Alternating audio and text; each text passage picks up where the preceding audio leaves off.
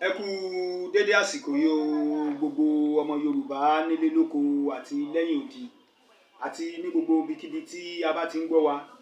A dẹ̀ kí wa wípé a kú dédé àsìkò yìí o. Ogun kòrókòró tó wọ ìlú coronavirus kò ní kó wa lọ́mọ lọ o, kò ní kó wa lẹ́bí lọ o, kò dẹ̀ ní gbé wa lọ, kò ní gbé orílẹ̀-èdè wa lọ pẹ̀lú. Yóò rí bẹ́ẹ̀, yóò ṣe bẹ́ẹ̀. Orúkọ tèmi ni ọmọọba Lawal Oníkẹ̀kẹ́ Kọ́sìm Adéwálé, ìránṣẹ́ Oòduà. A ní àǹfààní láti ṣe ìkéde yìí fún gbogbo ìran Yorùbá pátápátá káàkiri gbogbo orílẹ̀-èdè àgbáyé. Ìkéde náà lọ báyìí. Wọ́n ní àwa ọmọ Yorùbá o, látàrí bí iná àṣà àti èdè abínibí wa, èdè Yorùbá, bí ó ṣe ń jó àjórẹ̀yìn, tí a bá ṣe àkíyèsí, a rí wípé bẹ́ẹ̀ náà ni ipò ìran Yorùbá ń lọ sẹ́yìn láwùjọ wa. Ìran Yorùbá jẹ́ ológo jùlọ nínú gbogbo àgbáláyé. Èdè, àṣà àti ìṣe tí Adẹ́dàá fi fún ìran Yorùbá ó rẹwà púpọ̀ jù, ó lọ́lá púpọ̀ jù, ó dẹ̀ ní àpọ́nlé púpọ̀ jù.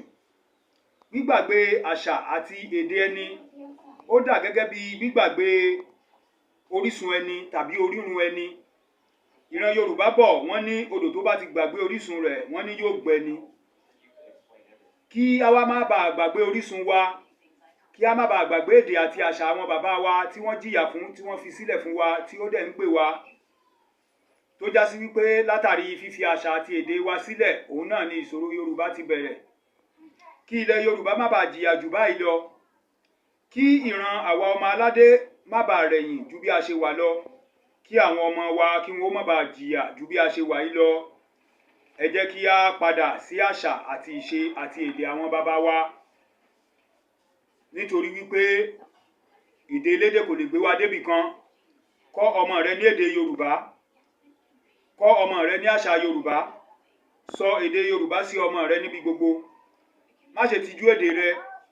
Èdè Yorùbá èdè tó rẹwà ni.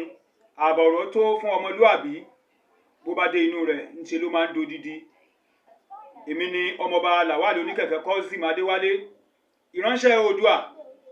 Ó dìgbà kan náà. Ẹ ṣeun o.